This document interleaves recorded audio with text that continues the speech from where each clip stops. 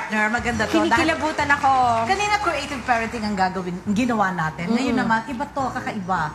Breeds of Genius, okay? Yes, kailangan ko yan. Oo, kasama po natin ngayong umaga si Roderick Eduarte. Isa po siyang instructor, trainer ng Breeds of Genius. Good morning and welcome po sa Rise and Shine. Good morning! Salamat po for Nako, it's so inviting me. nice to have you here on the show. Partner, napakaganda ng ating topic. Oh, balanced brain programming technique. In layman's term, para mas maintindihan ng ating mga Ano ibig televiewers. sabihin nun? Pwede ba tayo Balanced mag-cite ng layman's example kung ano yung mga nangyayari sa proseso na ito or sa mga techniques na ito? Pinanganak po tayo na meron tayong balanced brain. Ano ba ibig sabihin ng balanced brain na yan? Balanced brain, yun po yung state of mind na kung saan ang ating brain ay nagagamit natin as a whole. I'm sure that everybody knows that we have a brain. But Of course. I'm not very sure that Sometimes me, I don't. everybody knows that meron pala tayong left at Left and right, Left, di ba? right. And then yung left brain yata, yun ang speech, tama ba? And then right brain, ito yung mga... creativity, Oo. your memory. Yeah. Where we're born with balanced brain na kung saan ay we can perform for natural yung mga bagay na sa iyong kaisipan ay halos hindi mo mapaniwalaan pero nagagawa po siya Ng brain. Ng brain. Parang power of the brain. Okay. So, paano ba to? Parang medyo very interesting ito, no? So, anong gagawin natin? Kasi mayroon tayong mga... Ano ba? Ito ba yung parang pag gusto kong pagalawin yung baso, gagalaw yan? Ganun ba? Opo. Opo. Ganun ba ito? hindi po natin siya gagawin ngayon. Yeah. Pero ito But po there yun. are techniques kung paano natin may enhance yung ating brain. Kasi po, para sa kaalaman ng ating televiewers, may nakita po ako na mga kabataan, actually they were able to move parang yung peso bill or pencil or something just by looking at it. Sabi ko, may gumagalaw-galaw pa. Wala naman kasi malayo. So, I think just by yung full concentration, napagalaw nila yung bagay na yun, a pencil or a paper bill, is that right? Yeah, tama So, po. ano yun? Dahil nakokontrol ng brain? Ganun So, ba? kaya po namin yun, kahit medyo may edad na kami, or kailangan mga bata lang po yun? Kaya po ng kahit anong edad yon dahil we have the same brain. Kahit po tayo bata o kahit tayo 90 years old, pareho lang po ang ating brain. Ay, hindi siya nagde-deteriorate, kumbaga. Hindi po siya nagde-deteriorate, hindi lang po natin siya na-exercise. Kaya po siya ay... So, paano natin na-exercise? Pwede ba magbigay ka ng sample? Pwede niyo bang gawin? Some of the exercises na natural sa atin Okay. at nawala na sa ating usual activities ay yung mga right brain exercises. Ang natural po sa ating right brain, para magkaroon tayo ng whole brain, dapat na kasama siya ngayon ng left brain natin na yun yung ating ine-exercise sa academic.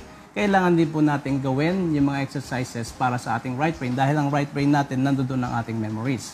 As simple as yung images po is a brain exercise, yung mga color ay brain exercise, yung deep breathing, yung mental imaging ay mga brain exercises na hindi tinuturo sa eskwelahan.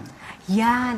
Partner, alam mo, isa pang technique dito is I think, correct me if I'm wrong, nakakabasa sila ng naka-blindfold. Ibig sabihin, ang ginagamit mo sa pagbabasa ay yung mga mata, pero in this case, ito sa technique na to, tatakpan ang iyong ganon? mata, Makakabasa pero sila ng makakabasa ganon? ka pa rin. Parang kung gagawin magic, yun? no? Pero it's not. It's magic to many people but it's real. It's real. In fact, sa ibang bansa po ay nakakakita ng mga bulag. There's a technique na kung saan it can be taught na ito na yung alternative vision sa ibang bansa. At dito po ay try na simulan na rin sa Pilipinas ang pagtuturo sa mga bulag para makakita na sila muli. With the use of your concentration only and your senses. Partner, gustong-gusto ko kasi talagang magbigay ka Makita. ng sample. Kunyari, halimbawa, Kaya niyo po, i-blindfold ka namin tapos Kayo po ba yung- mababasa mo? Kayo po Well, ba yung... sa matanda po, hindi po pinapapractice yan because it can be abused. Yeah. So, for the kids only, Baka for the pumunta children. ng- For the pumunta age ng na tas- meron po tayong guidance ng parents.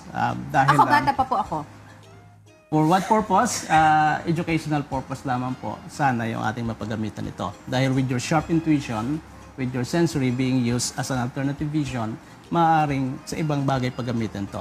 Okay, sa mga edad po natin, ano ang O pwede? pwede natin mabigyan ng sample sa ating mga televiewers para mas maintindihan nila kung ano po yung... Kasi, medyo it's hard for us to understand really unless we really see it like visually. Yeah. Simple Kasi exercises lang po. Sige po. We have to move our body in order to grow our brain.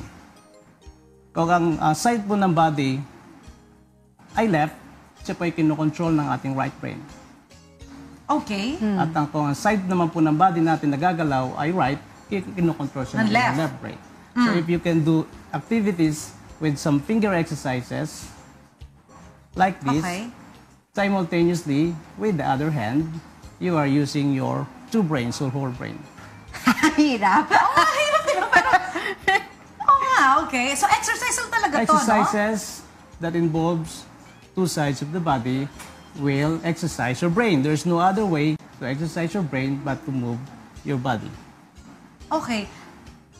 Ayan, pinag-usapan nga natin na naka-blindfolded pero mababasa mo yung mga colors na-specify din kung anong color yung nandyan pero hindi mo naman nakikita. Tama Pwede po. rin yun? Yeah, because Ang sarap, yun. excuse me lang po, ang sarap panoorin kasi ang ating mga cameraman, sila din po ay gumaganyan, nagpa-practice at ine-exercise ang kanilang mga brain. Kayo po sa mga bahay, maganda gawin nyo na to rin para po. ma-exercise ang brain natin, di ba? Pero mahirap yun yung... Oo. Ay, okay tamo, sabi na nga ba, wala akong brain sometimes eh. Okay. Yeah, dahil po ang ating left brain ay yun yung nag-iisip na brain. That is the thinking brain. The left brain, yun po yung academic brain. The left brain is the one that involves in your talking, with your communication, letters, numbers, science, analysis, and logic. Yun po yung tinuturo sa school. However, ang ating pong left brain ay mayroong minimum capacity lamang. It has limitation, it has mental block. Oh. Meron po siyang learning block. Why? Dahil po, hindi nakame-memorize ang left brain. Oh. So sa school po, dahil lang tinuturo ay yung mga left brain activities, we have some problem in memorizing. Ang tinuturo po natin dito sa Bridge of Genius ay paano naman natin uli ma-restore yung ability ng brain to memorize. Your photographic memory will be restored again in which you lost touch. Paano mo Kami po, gagawin we're very yun? interested kasi Oo, bilang mga- mga artista, di ba? Nag-aartista. Napakahaba ng mga dialogues na kailangan Dialogue mong namin. memorize. On the Kailangan- spot, ibibigay sa'yo. Kailangan mo Few kaagad. minutes, Oo. oo. Anong gagawin ko? Like ako po, we wala begin na- with very simple exercises nga lang po muna na tinuturo natin sa workshop. Those Iyan na nga. activities, brain gym exercises, yan, visualization exercises. Your brain is a very, very good in looking at the colors. Yes. Okay. And then you can just simply flash it. And I believe that you can memorize the whole color by just flipping and panning in a couple of seconds. Ganyan po ang exercise ng mga brain. Kasi yun po ang natural sa atin. Hindi po natural sa atin ang magbasa dahil ang pagbabasa ay tinuturo sa atin at yun po ang nag-exercise ng left brain na ang brain na mabagal. Again, mabagal po ang ating left brain. Siya ay hindi nakaka-memorize. Meron siyang limitation. That is why sa school or pag-uwi mo ng bahay, you send your kids sa tutor up to 90 minutes, hindi niya makapture, mag-grasp yung anak mo, yung tinuturo dahil yung left brain lamang ang nagpa-function sa kanya na meron siyang limited attention span. Okay. Ang attention span po ng ating left brain na ginagamit natin ay 10 minutes lamang. 10 minutes. So kahit po mag-aral tayo yung 8 hours, nasayang lamang yung iyong 7 hours and 50 minutes cramming and soaking your legs overnight, wala ka rin pong masasagot kinabukasan. Okay, partner, this is what I want to know. This is what he's saying right now is truly very, very interesting. And for the longest time, we believe na pag nag-aral ka ng 8 hours, 10 hours, ma-absorb mo lahat. But with what you're saying right now, may limitasyon ng ating left brain na ginagamit natin sa pag-aaral. Kailan po na-discover to? Doon po tayo pumunta kung kailan to na-discover, saan, and how is it really scientifically proven? Can we elaborate more? Elaborate In on that? 1981, Professor Roger Wolpert Sperry, who won the 1981 Nobel Prize Award in Medicine, ay ang theory niya na split brain theory ang Okay. nagsimula ng pag-enlighten sa atin. Sa split brain theory po, sinasabing magkaiba ang function ng ating left at ito ang nagagawa ng ating left brain, academic only. So, In nagawa which na po yung ito IQ abroad? Tama po. Even in 1950s, in 1960s, in 1990s, sa ibang bansa po gano'n nakatatalino ang mga tao. Bakit hindi tinuturo sa eskwelahan? Oo. Tsaka gano'n na So, to pag katagal sa tinuro yung Pilipinas? Lahat tayo dito magiging genius. Oo. Well, Ba't hindi tinuturo sa school, tas gano'n po na siya katagal sa Unfortunately, Pilipinas? naging madamot po yung mga nag-discover nito sa ibang bansa. In fact, they already put up over 500 institutions sa kanilang sariling bansa bago lamang ito i-share sa karatig bansa. Siyempre, kanilang discovery ito. And ako po ay galing sa ibang bansa. I'm just back last year, for about 18 years akong nagtatrabaho sa bansang Singapore. And nung makita ko po ito, I found and seen it na isang solusyon na ibabalik ko sa Pilipinas. Pag ito'y Yes, aking yes, napag-aralan. amazing. Magaling yan. And I just pack quickly. Tama yung naisip mo and go yan. home. Okay. Kung halimbawa, gusto ko nga yung anak ko. Yeah, mga kids namin. Maging genius. Saan kami pupunta? Well, we have offices nationwide. Nagbukas na po tayo as far as Zamboanga, as far as Baguio. But here in Manila, we have Cubao. Alright. And also, we have Green Hills, we have Ortigas, and soon to open Las Piñas. Almost everywhere na rin po tayo. Is it expensive?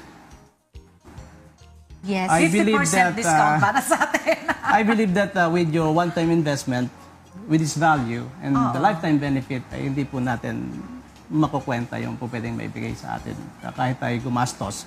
Yes. But then, it's still based on our ability. Depends on the individual kung matututo sila. I mean, sa pagbabayad po. So, hindi po ako namamahalan nor namumurahan. Kailangan mo naman yun. At saka, alam mo, pagka natuto ka, hindi mo yun po, hindi po pwedeng manakaw ng isang tao na sa Lalim, partner, oo. Diba? Tama. Sumakit ba ang brains? Correct.